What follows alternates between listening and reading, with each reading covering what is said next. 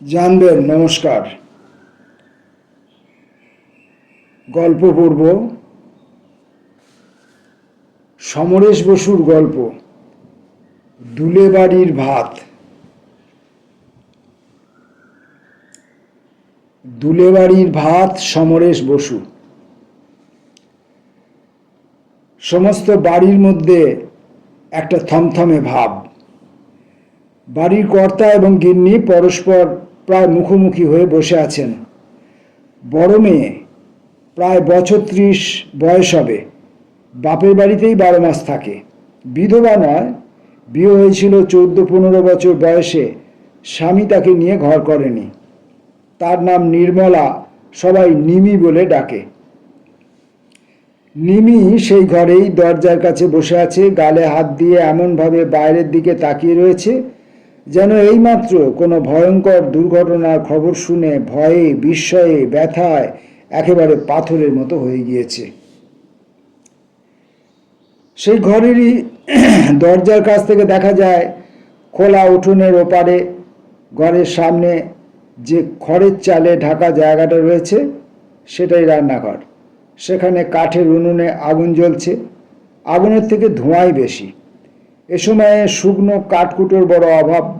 ভাদ্র মাস, সবই ভেজা ভেজা, সেঁতা সেঁতা, তাই কাঠের জালে ধোঁয়া বেশি। সেখানে উনুনের ওপর একটা বড় হাঁড়ি। হাঁড়ির মুখ খোলা, তা থেকে এখনো ধোঁয়া উঠছে না। কারণ অমি, যার পুরো নাম অমলা, যার বয়স 18-র বেশি না, এখনো আইবুড়ো, ও এইমাত্র একটা 2.5 কেজি ওজনের ডিংলে টুকরো করে হাঁড়িতে দিয়েছে। হাঁড়িতে জল আছে, ডিংলো সেদ্ধ হবে। কুমড়োকেই বর্ধমানের লোকেরা ডিংলে বলে। পাঠের মাঝখানে এইখানে আমি একটি কথা বলি। বর্ধমানের লোকেরা কুমড়োকে ডিংলে বলে এটা আমরা জানতাম না। যারা ভাষা নিয়ে, শব্দ নিয়ে কারবার করেন তারা বলতে পারবেন। তবে আমরা ডিংলে শব্দটি বাঁকুড়া জেলার লোকেদের কাছ থেকেই শুনেছি বা এখনো পর্যন্ত শুনে থাকি। বর্ধমানের লোক কেউ ডিংলে বলেন বলে আমি শুনিনি। হতে পারে বাঁকুড়া ঘেঁষা বর্ধমান অংশের কিছু লোক হয়তো বা বলে, বা তারা বর্ধমানে থাকে, অরিজিনালি তারা বাঁকুড়ার লোক, তেমনটা হতে পারে, জানি না। অমি বসে আছে হাঁটুর উপরে হাত রেখে, হাতের উপরে গাল চেপে উঠোনের মাঝখানে তাকিয়ে আছে। ওর বড় বড় কালো দুটি চোখের চাউনিও প্রায় সেই রকম, যেন দুঃখে, ব্যথায়, হতাশায় কথা বলতে ভুলে গিয়েছে। ওকে দেখে মনে হচ্ছে যেন খুব শোক পেয়েছে। ওর খোলা চুলগুলো কাঁধের এক পাশ দিয়ে পিঠে ছড়ানো। উঠোনের মাঝখান থেকে দৃষ্টি তুলতে গেলে পাছে কারুর সঙ্গে চোখাচোখি হয়, এটাও যেন ওর একটা ভয়ের কারণ। নিমি, অমি, দুই বোন, দুজনে দেখতে প্রায় একই। তবে অমির এখনো বয়স কম, রংটাও একটু বেশি ফর্সা, তাই ওকে দেখলে প্রায় সুন্দরী বলতে ইচ্ছে করে। ওর বয়সে হয়তো নিমিও এরকমই ছিল। নিমির চোখ দুটি এমনিতে দেখে মনে হয় ওর চাহনি বোধ হয় ছোট বোনের থেকেও সুন্দর। কেন না, নিমির চোখ কেবল বড় আর কালো নয়, টানা টানাও। কর্তার বিড়িটা অনেকক্ষণ নিভে গিয়েছে, সেটা উনি 2 আঙুলের ফাঁকে ধরে আছেন। পরনে একখানি খেটো ময়লা ধুতি, আদুর গায়ে পৈতাটি এলিয়ে রয়েছে। আর চক্রবর্তী গৃহিণী লাল পাড় খাটো শাড়ি জড়িয়ে আছেন, চোখে মোটা কাচের চশমা। তিনি স্বামীর দিকে তাকিয়ে নেই, মাটির দেয়ালের দিকে যেন দিশেহারা ভয়ে চেয়ে আছেন। চক্রবর্তী মহাশয়ের চোখের ভাব অনেকটা ভাবলেশীন। কদিন ধরে অনবরতই প্রায় বৃষ্টি হয়েছে। আজ রোদটা খুবই চড়া। কথায় বলে ভাদ্রের রোদ আর আশ্বিনের রোষ বড় খারাপ। উঠোনের ওপর পিছনের বাঁশবনের খানিকটা ছায়া পড়েছে খিড়কির কাজ ঘেঁষে। রান্নাঘরের চালের ওপর দিয়ে উঠোনের প্রায় মাঝখানে একটা তাল গাছের ছায়া এসে পড়েছে। পিছনে বাঁশঝাড়ের পাশেই পুকুর, দেখা যায় না, কিন্তু খুব কাছে বলে জলের কাপড় কাচার শব্দ শোনা যাচ্ছে। বাঁশঝাড় কিংবা কাছাকাছি কোথাও একটা ঘুঘু টানা সুরে ডেকেই চলেছে। ডাকটা এমনি শুনলেই মনে হয় কেউ যেন ডেকে ডেকে কিছু জিজ্ঞেস করছে। আবার এর মধ্যেই চালের উপর কাক খড় নিয়ে টানাটানি করছে, তাও শোনা যায়। এ সময়ই যে ঘরে কর্তা ও গিন্নি এবং মেয়ে বসে আছে তার পাশের ঘর থেকে একটি শিশুর অর্ধস্ফুট কান্না একবার শোনা যায়, আবার সঙ্গে সঙ্গেই থেমে যায়। সেই শব্দেই যেন কর্তার চোখের জল পড়ে। নিভে যাওয়া বিড়িটাকে আঙুলের টোকা দিয়ে ছাই ঝাড়বার জন্যে। এর আগেও অনেকবারই দিয়েছেন, ওতে আর ছাই নেই। তিনি নিমের দিকে তাকিয়ে জিজ্ঞেস করলেন, কথাটা সবাইয়ের আগে কে বললে? নিমি মুখ না ফিরিয়েই জবাব দিলে, মিশ্র গিন্নি। সে বুড়িকে কে বললে? তা কিছু বলেনি। কর্তা এবার গিন্নির দিকে ফিরে বললেন, তুমি কার কাছ থেকে শুনলে? গিন্নিও মুখ না ফিরিয়ে বললেন, মুকুজ্জি মাস্টারের বইয়ের কাছ থেকে। চক্রবর্তী তার দাঁতহীন মাড়ি চাপলেন, আরও গভীর দুশ্চিন্তায় চোখ দুটো একবার বড় করলেন আর একবার ছোট করলেন। কপালের রেখাগুলো এঁকে বেঁকে স্থির হয়ে রইল, যেন অনেকক্ষণ নিঃশ্বাস বন্ধ করে রইলেন। তারপরে হঠাৎ নিঃশ্বাস ছেড়ে বলে উঠলেন, তাহলে গোটা গায়েই জানাজানি হয়ে গেছে? সে কথার জবাব দিলে না কেউ। চক্রবর্তী উঠে রান্নাঘরের উনুনের কাছে গেলেন। জ্বলন্ত কাঠ তুলে কোনো রকমে পোড়া বিড়িটা ধরিয়ে ফিরে এলেন। আবার আসতে গিয়ে পাশের ঘরের দিকে তাকালেন একবার। সেখান থেকেই শিশুর কান্নার শব্দ শোনা গিয়েছিল। ঘরটার দরজা খোলা, বিছানা তক্তাপোষ দেখা যায়, আর কিছু না। তিনি আবার ঘরে ঢুকে এসে বিড়ি টানলেন কয়েকবার।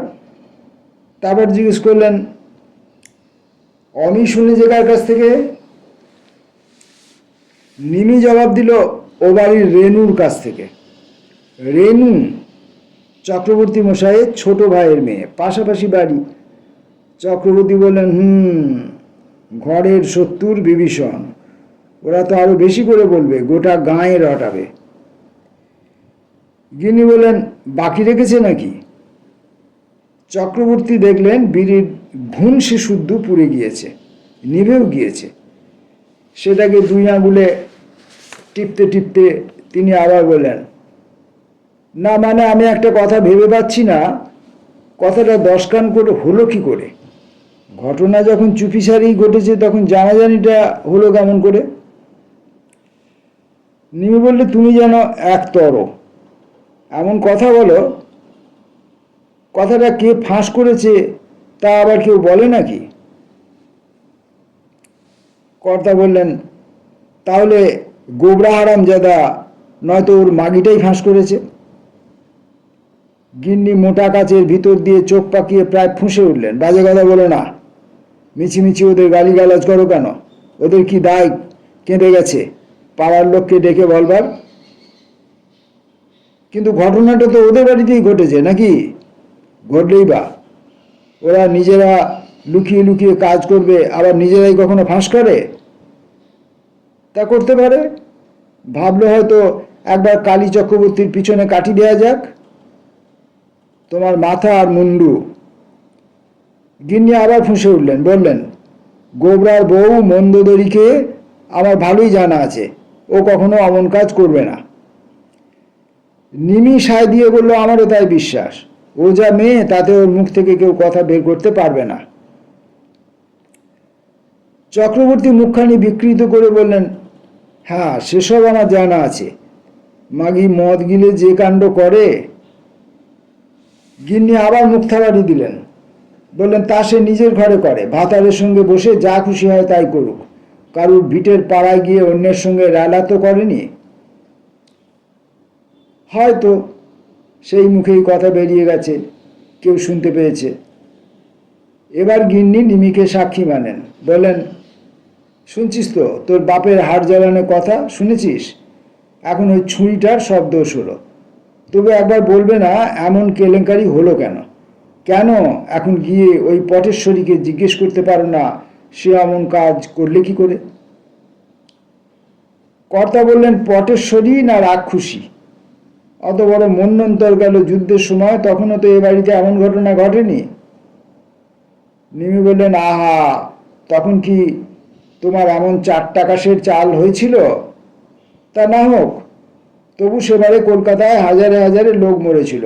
আমাদের বর্ধমান জেলায় কিছু হয়নি বটে, কিন্তু এবার আর কটা লোকের মরার খবর শোনা গেছে। সেবারের মতন কিছুই না। তবু আমার বাড়িতে, কালী চক্রবর্তীর বাড়িতে এমন কেলেঙ্কারি, বংশে এত বড় কলঙ্ক। বলতে বলতেই কর্তা হঠাৎ রুদ্র হয়ে উঠলেন। দুপাক ঘুরে প্রায় চিৎকার করে বললেন, রাক্ষসী কাজ কেটে দুখান করবো আমি। বলে দরজার দিকে এগোতেই নিমি বাবার হাত চেপে ধরল। বলল, এখন কিছু করতে যেও না। না, আমাকে ছেড়ে দে।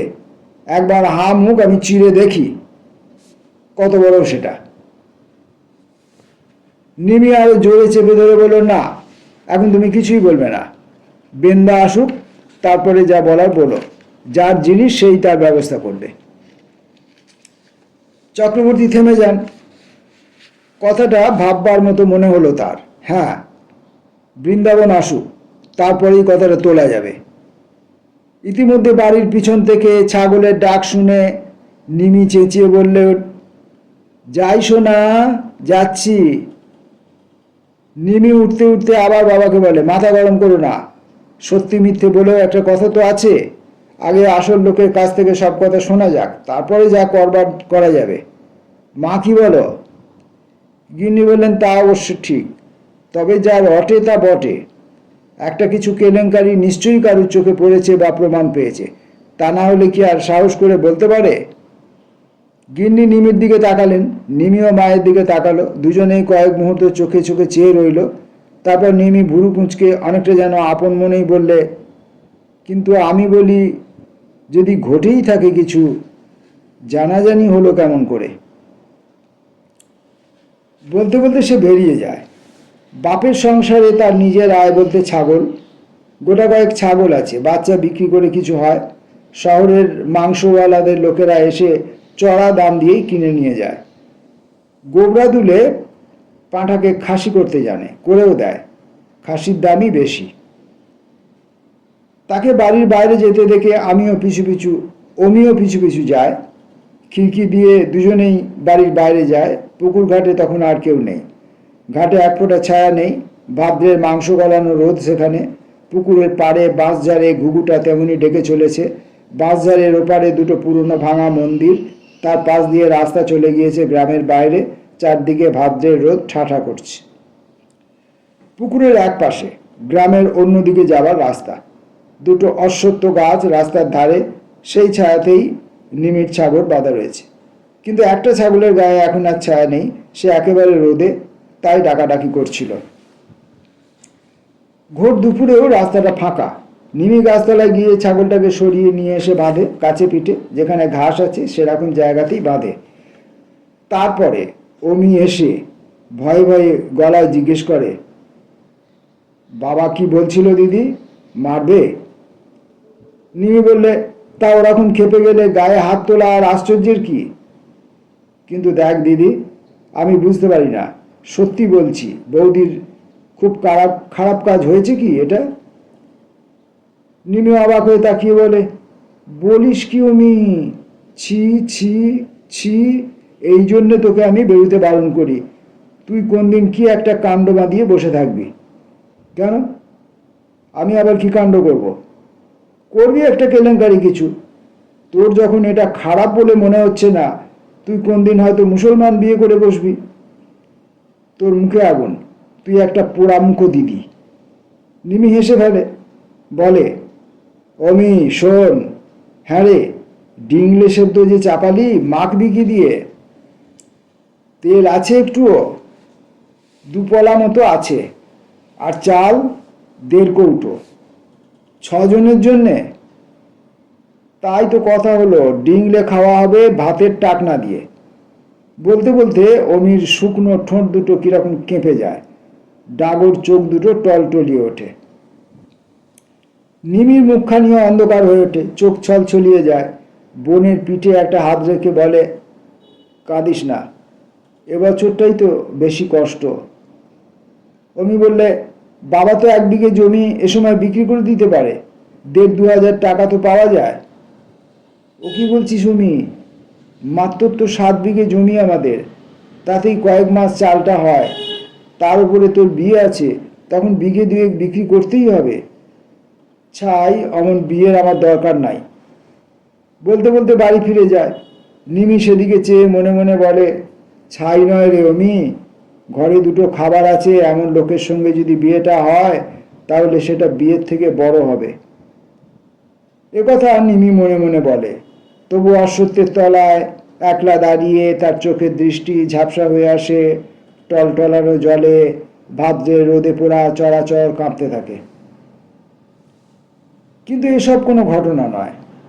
বাড়ির থমথমানি একটুও কাটল না। বাবা, মা, 2 মেয়ে ডিংলে সেদ্ধ নিয়ে বসলো যখন, তখন বেলা গড়িয়ে গেছে। পাশের ঘরে আরও একজন আছে, যার পাপে বাড়িতে আজ খুব গ্রহ লেগেছে। উঠোনে দাঁড়িয়ে অমি একবার ডেকেছিল, বৌদি খেতে এসো। ঘরের ভিতর থেকে জবাব এসেছে, তোমরা খেয়ে নাও, আমি খাবো না। তৎক্ষণাৎ চক্রবর্তী চিৎকার করে উঠেছিলেন, মুখ নেড়ে কথা বলতে লজ্জা করছে না কারামুখী?